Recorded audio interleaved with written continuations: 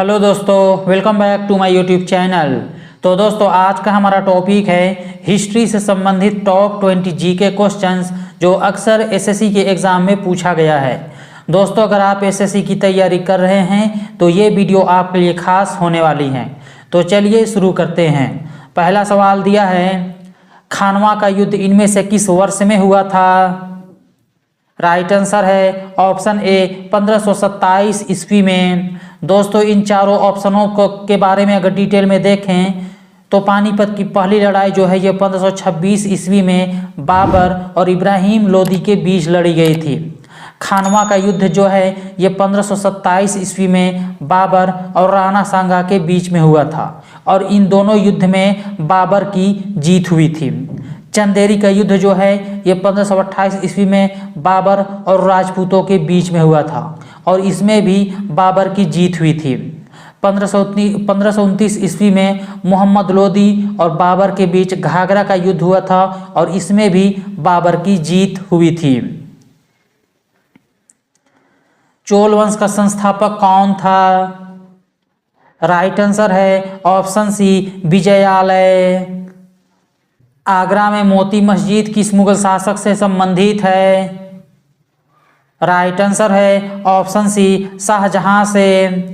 तो दोस्तों, शाहजहां ने अपने शाही दरबार के सदस्यों के लिए उत्तर प्रदेश के आगरा में मोती मस्जिद का निर्माण करवाया था।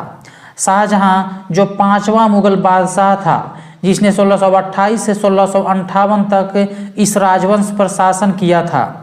दिल्ली में जो लाल किला परिसर के अंदर मोती मस्जिद है उस मोती मस्जिद का निर्माण मुगल बादशाह औरंगजेब ने करवाया था। निम्नलिखित में से कौन सा शिलालेख राजा पुष्यमित्र शुंगा द्वारा किए गए 2 अश्वमेध यज्ञों के बारे में जानकारी देता है? तो राइट आंसर हो जाएगा ऑप्शन बी अयोध्या शिलालेख के द्वारा। ऐत्रेय ब्राह्मण का संबंध इनमें से किस वेद से है? राइट आंसर है ऑप्शन डी ऋग्वेद से संबंधित है। हिस्टोरिका नामक ग्रंथ के लेखक इनमें से कौन है? राइट आंसर है option B Herodotus.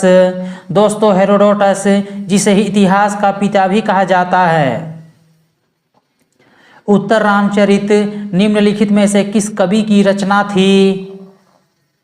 Right answer हो जाएगा ऑप्शन ए भवभूति। तो दोस्तों, अगर डिटेल में देखना चाहें तो भवभूति जिसका मूल नाम श्रीकांत था वो कन्नौज के राजा यशोवर्मन के दरबारी कवि थे। भवभूति ने मालती माधव लिखा, महावीर चरित लिखा और उत्तर रामचरित लिखा था। उत्तर रामचरित ये रामायण काल की रचना है। उत्तर रामचरित में रावण के वध के बाद भगवान राम के बाद के कार्यों का वर्णन किया गया है। महमूद के साथ भारत में एक विद्वान आया जिसने किताबुल हिंद लिखा, उसका नाम क्या था? राइट आंसर है ऑप्शन ए अल-बरूनी। तो दोस्तों, अल-बरूनी फारसी विद्वान था जो महमूद गजनवी के साथ 1017 ईस्वी में भारत पर आक्रमण किया था या फिर भारत में आया था।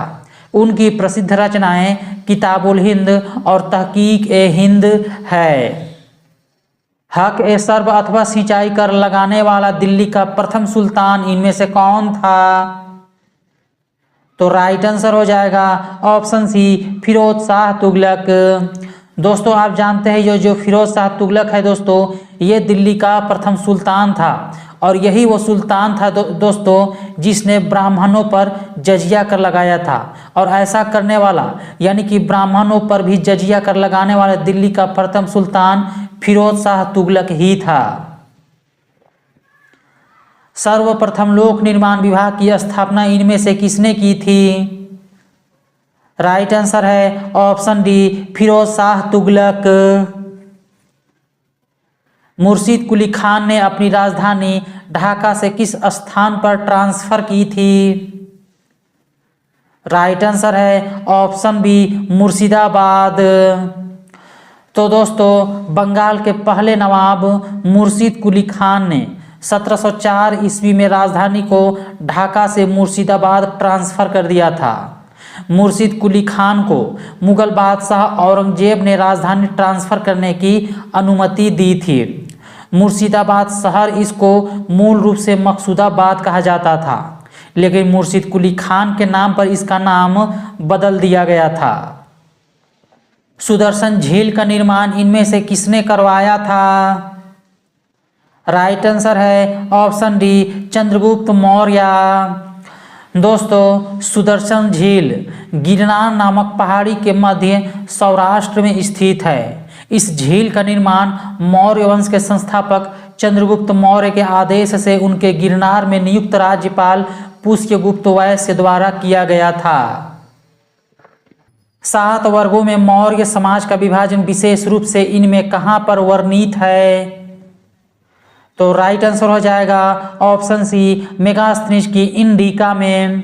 दोस्तों, अगर डिटेल में देखें तो मेगास्थनीज की पुस्तक इंडिका जो है उसमें भारतीय समाज के 7 वर्गों का उल्लेख किया गया है। ये वर्ग हैं ब्राह्मण, क्षत्रिय, वैश्य, शूद्र, कृषक, कारीगर और शिकारी। ब्राह्मण जो है ये सर्वोच्च वर्ग के थे और धार्मिक कर्तव्यों के लिए जिम्मेदार थे, जबकि क्षत्रिय योद्धा और शासक हुए थे। वैश्य जो है ये व्यापारी और सौदागर थे, जबकि शूद्र जो है ये निम्न स्तर के माने जाते थे और छोटे मोटे काम करते थे। दोस्तों, प्राचीन हिंदू ग्रंथ मनुस्मृति में भारतीय समाज के 12 वर्गों का उल्लेख किया गया है।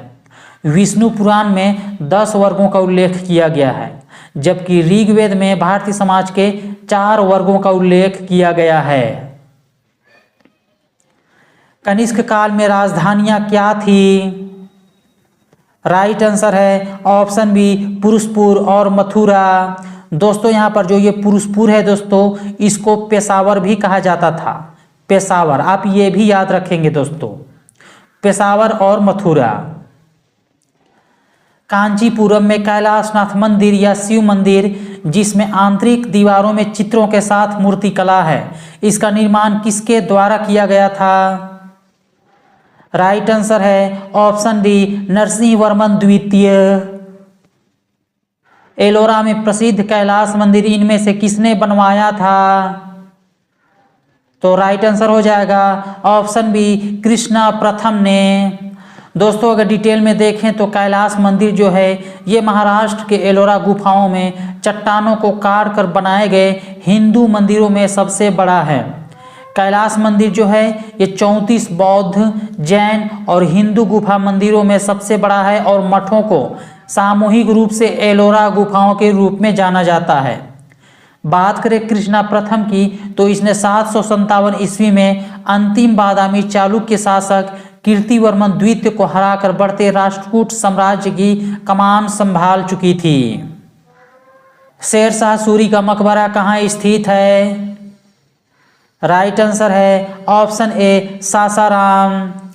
दोस्तों, शेरशाह सूरी बिहार का एक पठान था जिसने मुगल साम्राज्य को हराने के बाद सूर साम्राज्य की स्थापना की थी। उनकी याद में मीर मोहम्मद अलीवाल खान द्वारा डिजाइन एक मकबरा सासाराम बिहार में बनाया गया था। कालिंजर के किले में एक बारूद विस्फोट में शेरशाह सूरी की मौत हो चुकी थी। शेरशाह सूरी के मकबरे को भारत का दूसरा ताजमहल भी कहा जाता है, क्योंकि यह एक कृत्रिम झील के बीच में बनाया गया है। 7वाहनों का सबसे महत्वपूर्ण शासक इनमें से कौन था? राइट आंसर है ऑप्शन सी, गौतमी पुत्र सातकर्णी। किस अधिनियम ने पहली बार भारतीयों के लिए अपने देश के प्रशासन में कुछ हिस्सा लेना संभव बनाया था? तो राइट आंसर है ऑप्शन बी, भारतीय परिषद अधिनियम 1861 के अंतर्गत। हड़प्पा स्थल लोथल कहाँ स्थित है? राइट आंसर है ऑप्शन डी, गुजरात में।